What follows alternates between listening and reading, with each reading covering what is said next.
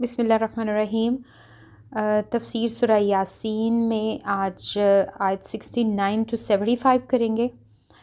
کفار مکہ کو جب آپ صلی اللہ علیہ وآلہ وسلم نے اسلام کی دعوت پیش کی اور اس کے جواب میں وہ کوئی نہ کوئی عذر یا کوئی بہانہ نکالتے رہتے، کبھی کہتے یہ تو کلام نبی کا ہو نہیں سکتا، پھر جب اس میں عجیب اس میں آہنگ اور ردھم دیکھتے تو پھر سوچتے یہ تو کوئی عجیب شاعری ہے۔ تو جواب میں اللہ نے کہا وَمَا عَلَّمْنَاهُ الشِّعْرَ وَمَا يَنبَغِي لَهُ، کہ نہیں ہم نے سکھائی نبی کو شاعری اور یہ اس کے شان بھی نہیں ہے۔ آپ صلی اللہ علیہ وآلہ وسلم کو شاعری سننے کا کسی حد تک شوق تھا، آپ صحابہ سے شاعری سنتے تھے۔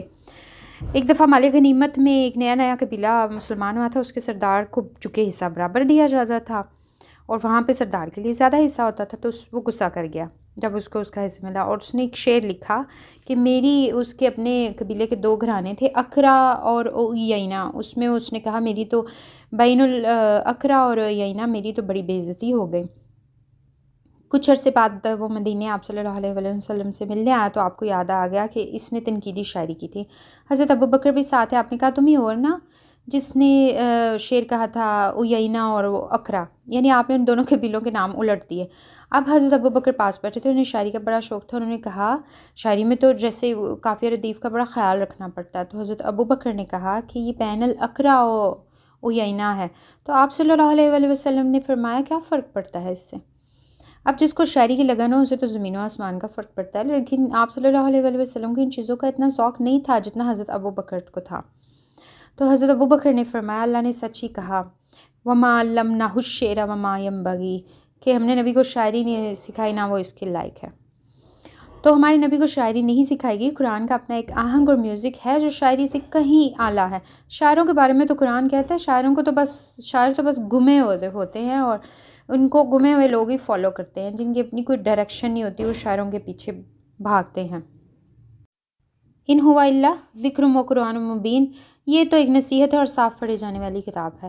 مبین کہتے ہیں صاف نظر آنے والی واضح چیز، جیسے آپ ایک بلڈنگ دیکھ رہے ہیں تو وہ بلڈنگ مبین ہے، آپ کو کلیئر نظر آ رہی ہے۔ اگر آپ ٹارچ کی مدد سے کچھ چیزوں کو دیکھتے ہیں تو ٹارچ میں مبین ہے، کیونکہ اس سے چیزیں واضح ہو رہی ہیں۔ قرآن بذات خود واضح ہے، یعنی کہ یہ خدا کا کلام ہے، اس میں کوئی شک نہیں۔ مزید اس کے کہ یہ واضح کر بھی دیتا ہے چیزوں کو، یعنی کیا صحیح ہے کیا غلط ہے کلیئر کر کے رکھ دیتا ہے۔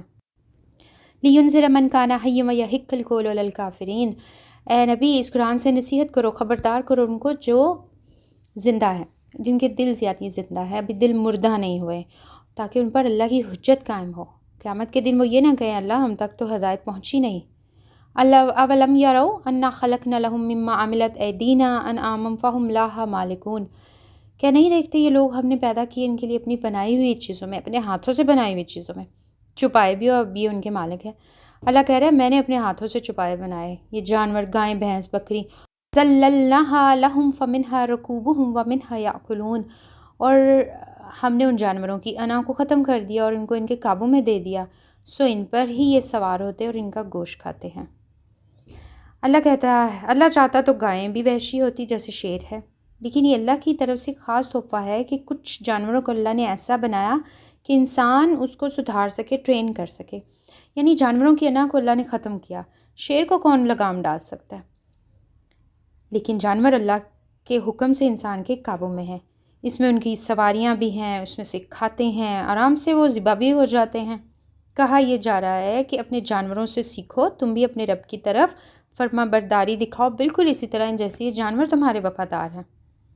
ان تمام جانوروں میں ان کے لیے کھانے پینے کی چیزیں ہیں، اللہ کہتا تو یہ شکر ادا کیوں نہیں کرتے؟ وَلَهُمْ فِيهَا مَنَافِعُ وَمَشَارِبُ أَفَلَا يَشْكُرُونَ، شکر کیوں نہیں ادا کرتے؟ وَاتَّخَذُوا مِن دُونِ اللَّهِ آلِهَةً لَعَلَّهُمْ يَنصَرُونَ، اور بنا لیے ہیں انہوں نے اللہ کے سوا کئی خدا اس امید پر کہ ان کی مدد کی جائے۔ ہونا تو یہ چاہیے تھا کہ انسان اللہ کا شکر ادا کرتا کہ اللہ نے کتنی نعمتوں سے نوازا ہے، کتنی آسائشیں، کتنی سہولتیں دی ہیں، جبکہ انسان نہ شکری پہ اتر آیا ہے اور دوسرے کئی خدا بنا لیے ہیں اس امید کے ساتھ یہ ان کی مدد کریں گے۔ نہیں کر سکتے وہ ان کی مدد، وہ بلکہ ان کی مدد کی صلاحیت بھی نہیں رکھتے۔ یہ تمام لوگ اور ان کے باطل خدا سب کی ایک فوج بنا کے کھڑی کر دی جائے گی اللہ کے سامنے، اور پھر ان سے پوچھا جائے گا یہ ہیں جو تمہاری عبادت کرتے تھے، تو جن کی عبادت کی جاتی تھی وہ سرے سے انکار کر دیں گے، کہیں گے ہمیں تو علم ہی نہیں، جس ہستی کے ساتھ سب سے زیادہ دنیا میں شرک کیا گیا وہ حضرت عیسیٰ علیہ السلام ہے۔ قیامت کے دن اللہ تعالیٰ انہیں ساری انسانیت کے سامنے کھڑا کریں گے اور پوچھیں گے، کیا تم نے کہا مجھے اور میری ماں کو خدا بنا لو؟ یہ اس لیے پوچھا کہ ان کے ماننے والے یہ دیکھ لیں کہ ان کی امیدیں جو انہوں نے حضرت عیسیٰ علیہ السلام سے لگائی ہوئی ہیں نا، کہ حضرت عیسیٰ ہمیں بچا لیں گے، ہماری سفارش کریں گے اور ہم جنت میں چلے جائیں گے، تو ان کی امیدیں بس ایک ہی کلام میں ختم۔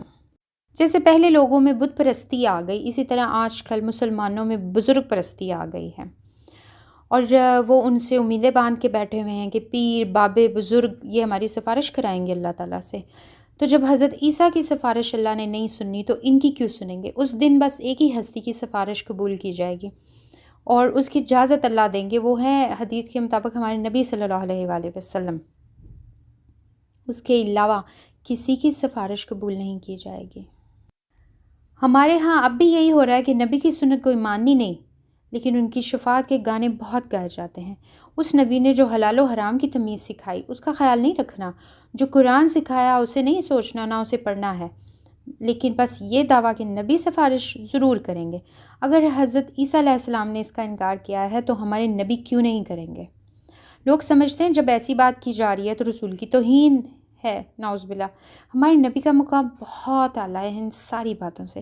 جب قیامت کے دن کوئی نہیں بول سکے گا سوائے اللہ کی اجازت کی، اور اجازت آپ کو ملے گی، آپ جہاں کھڑے ہوں گے وہ مقام اونچا ہونا شروع ہو جائے گا۔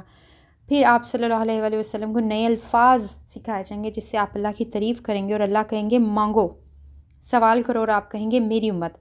اور پھر ایک امت کا بڑا گروہ جو دوزخ میں جا رہا ہوگا وہ سفارش سے جنت کی طرف آ جائے گا، اور یہ عمل 3 سے 4 دفعہ ہوگا۔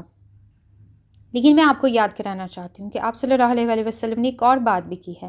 آپ اللہ تعالیٰ کو یہ بھی کہیں گے، آپ نے شکایت بھی لگانی ہے اپنی امت کی، اور آپ یہ کہیں گے کہ اللہ جن لوگوں نے اس قرآن کو پس سے پشت ڈال دیا، یعنی قرآن کو پڑھا تو ضرور، عقیقہ میں پڑھ لیا، نکاح میں پڑھ لیا، رخصتی میں چھاؤں کر دی قرآن کی، نیا گھر لیا تو قرآن خوانی کرا دی، سب کر لیا، آیت الکرسی کے لاکٹ تو بنوا لیے، لیکن اصل بات جو تھی قرآن کی اس سے دور بھاگتے چلے گئے۔ یہ نبی اس دن شکایت کریں گے، اور یہ وہی نبی ہے کہ جب قبلہ بدلا تو آسمان کی طرف صرف دیکھا تو اللہ تعالیٰ نے قبلہ بدل دیا۔